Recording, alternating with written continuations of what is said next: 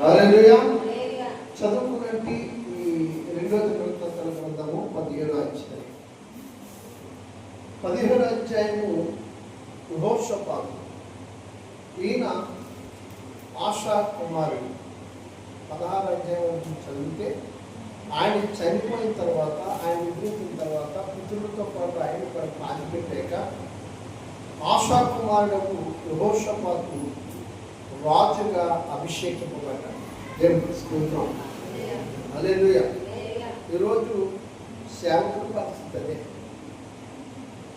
మీకు అర్థమవుతుందా? ఈ రాజ్యాలు పరిపాలించినటువంటి సంఘాల్లో సేవకుల పరిస్థితి ఏంటంటే వారసత్వాలు చేసి, మీకు అర్థమవుతుందా, నా తర్వాత నా కుమారుడే చేయాలి. ఇది పరిస్థితి. దేవునికి స్తోత్రం. రాజులు చేయవలసిన పనులు కూడా సేవకులే చేస్తారు. హల్లెలూయా. ఇది ఎవరైనా కావచ్చు, అది నేనైనా కావచ్చు. దేవునికి స్తోత్రం.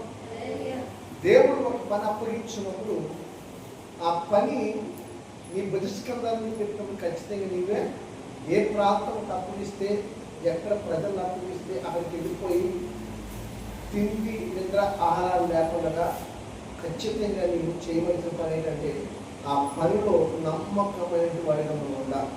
దేవునికి స్తోత్రం. పౌలు గారు అదే చెప్తారు, నేర్పరైన శిల్పకారుని వల్లే మనం పునాదులు వేసుకోవాలి. ఎవరో కట్టిన దాని మీద మనం కట్టకూడదు. అది నీ కుమారుడా, లేదంటే సేవకుడి కుమారుడా, లేదా నా కుమారుడు, ఎవరైనా సరే అది సరేనండి క్రమం కాదు.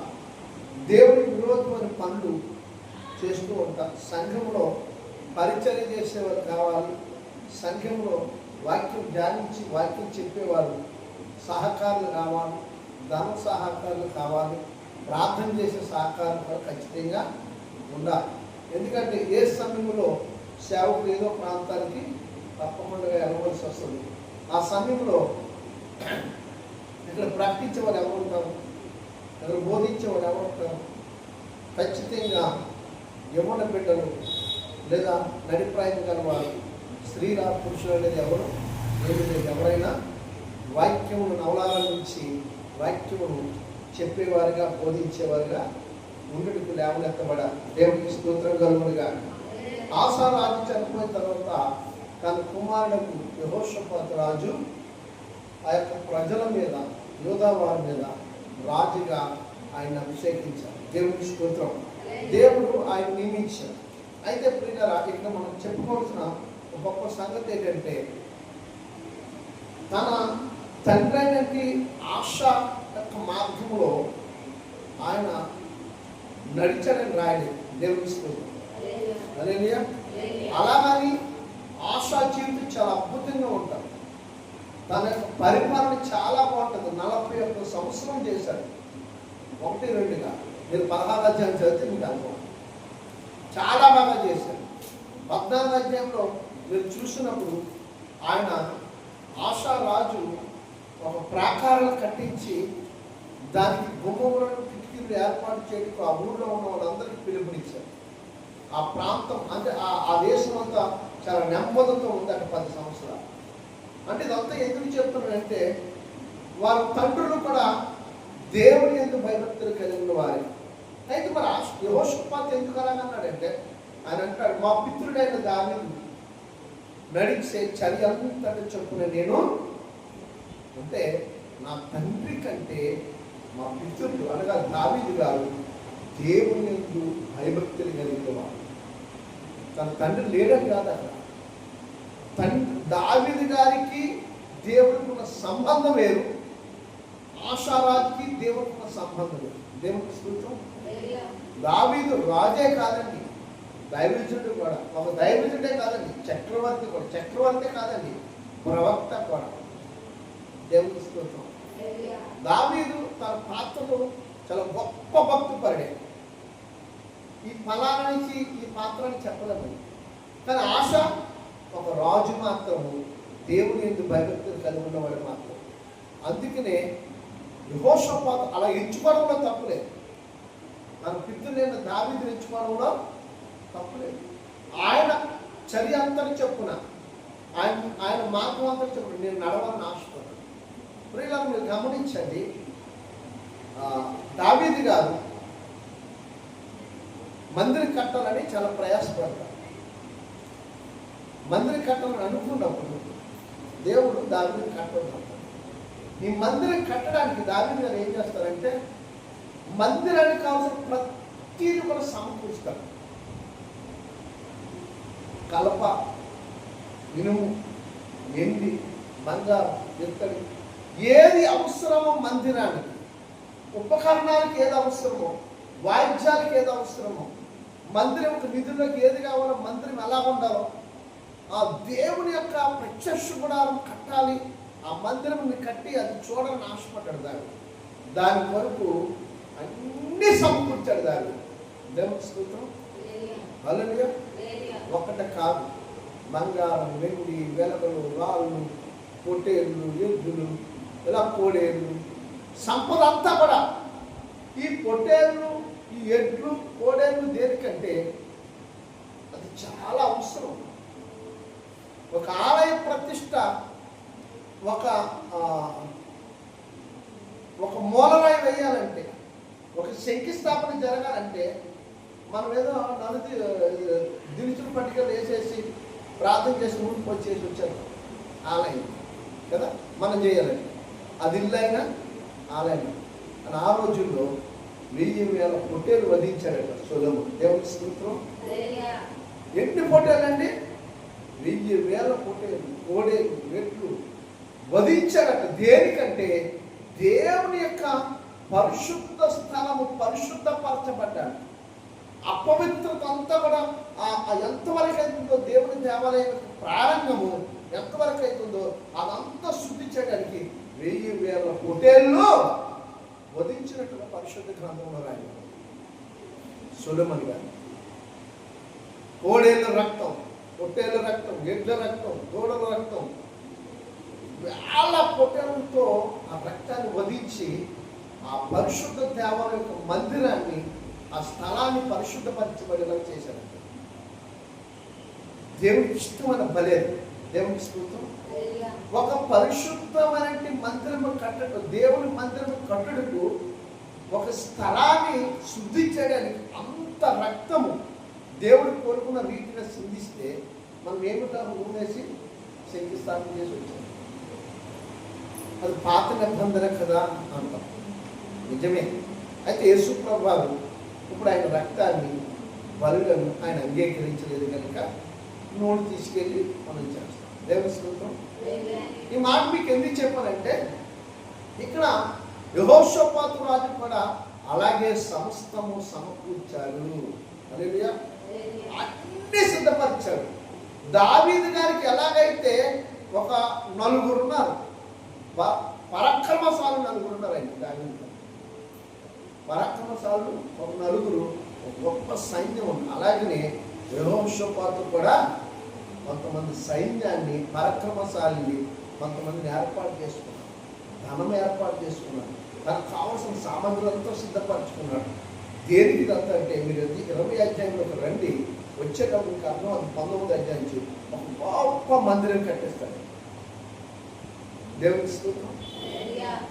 శత్రువులు దండేస్తూ వస్తే శత్రువుని ఎలాగా హతమార్చాలో, శత్రువుని ఎలా జయించాలో, శత్రువుని దాడి ఎలా చేయాలో దాని కొరకు 1000 మందిని జయించగలిగినట్టు సామర్థ్యత ఆశారాజుకి ఇచ్చాడు. ఒక గొప్ప సైన్యాన్ని జయించే సామర్థ్యత యెహోషాపాతు రాజుకి ఇచ్చాడు. దేవుని స్తోత్రం. కారణం ఏంటంటే మీరు ఇరుగురు దేవుని యందు భయభక్తులుగా ఉన్నారు. ఇది ఎవరిని బట్టి వచ్చిందంటే మా పితరుడైన దావీదుని బట్టి, ఆయన చర్య అంతటి బట్టి, ఆయన మార్గం అంతటి బట్టి ఆయన మేము అమ్మడించాం కనుక ఆయన కలుగున్నట్టు ఆ దేవుడే మా దేవుడని వాళ్ళు స్పష్టంగా చెప్తున్నారు. దేవుని స్తోత్రం. ఈరోజు సంపద దేనికి అంటే ఒక శత్రువును జయించడానికి అవ్వచ్చు, లేదా నీ చుట్టూ ఉన్న వారికి, నేను నమ్ముకున్న వారికి నీకు ఉపయోగపడడం కోసం నమ్మవచ్చు. ఇక్కడ చేస్తుంది అదే. ఆ దేశంలో కరువులు, కాటకాలు వస్తాయేమో అని, ఆ దేశంలో ఆపదలు, అపాయాలు వస్తాయేమో అని, ఆ దేశంలో రోగాలు, తెగుళ్ళు వస్తాయేమో అని వీటినన్నిటినీ దావీదు ఎలా గ్రహించి అన్ని సంస్థలు సిద్ధపరిచాడో ఇక్కడ యెహోషాపాతు రాజు కూడా మీరు చదివారుగా 1 నుంచి ఇంచుమించుగా 6 వచనాల వరకు అయ్యే రాయబడి ఆ యొక్క వాళ్ళ వంశం దాటిన తర్వాత అక్కడ మనం చూస్తే 12వ వచనము, 13వ వచనం, 14వ వచనం కింద కళ్ళు వస్తే పరాక్రమశాలుడు, వాళ్ళ సైన్యం 3 లక్షలు, 2,80,000, 2 లక్షలు, 1,50,000 సైన్యం. ఒక్కొక్కరు ఒక్కొక్క యుద్ధోపకరణాలు ధరించుకునే సైన్యం. అది ఒక విల్లెక్కి పెట్టేవాడు కాదు, ఒక బాణం ఎక్కి పెట్టేవాడు కాదు, ఒక దాలు పట్టుకునేవాడు కాదు. ఒక్కొక్కరు ఒక్కొక్క యుద్ధము చేయగలిగిన సామర్థ్యత కలిగిన సైన్యాన్ని యెహోషాపాతు సిద్ధపరచుకున్నాడు. దేవునికి స్తోత్రం. హల్లెలూయా. ఈరోజు మన సైన్యము, మన బలగము, మన యుద్ధోపకరణాలు ఏంటో తెలుసా? ప్రార్థన. హల్లెలూయా. నిజమండి. మన సైన్యము కానీ, మన బలగము కానీ, మన సామర్థ్యత కానీ, మన శక్తి కానీ ఏదైనా ఉందంటే అది ప్రార్థననే ఆయుధం. దాన్ని మించింది ఏమి? ప్రార్థననే సామర్థ్యత నీకు లేదు కనుకనే, ఆ సామర్థ్యతకు తగినట్టుగా నువ్వు ఆచరించలేకపోతున్నావు కనుకనే నీ జీవితంలో కార్యాన్ని చూడట్లేదు. నీకు అర్థమైనటువంటి మాట చెప్తాను. దావీదు గారు ప్రార్థన చేశారా లేదు? దావీదు గారి జీవితంలో అనేకమైన కార్యాలు జరిగాయి, అనేకమైన అద్భుతాలు జరిగాయి, అనేకమైన మేలులు దావీదు అనుభవించాడు. మనము ప్రతి సందర్భంలో దావీదు ప్రార్థన చేస్తే అలాంటి కార్యం జరిగిపోద్ది అని చెప్పుకుంటామండి. కానీ మనం ఆచరించాం. అవునా కదా? దానియాలు ప్రార్థన చేస్తే సింహాలపై ముడిపడ్డాయి. ఇతరులకి వెళ్ళి చెప్పగలుగుతాం. కానీ నేను ప్రార్థన చేస్తే సింహాలు అలా నిలబడతానికి అది ఆచరించే ప్రార్థన జీవితం నీకు ఉండాలి. అది నువ్వు నమ్మగలగాలి.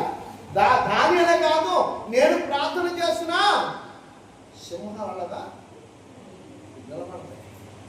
కథలో ఆ సామర్థ్యత కలిగిన ప్రార్థన జీవితం. అందుకే నువ్వు అలా అనుకోలేదు కాబట్టి నువ్వు ఎంత ప్రార్థన ప్రభు కొట్టుబెట్టి ఆడుతున్నా కానీ అది ముందుకు వెళ్ళట్లేదు.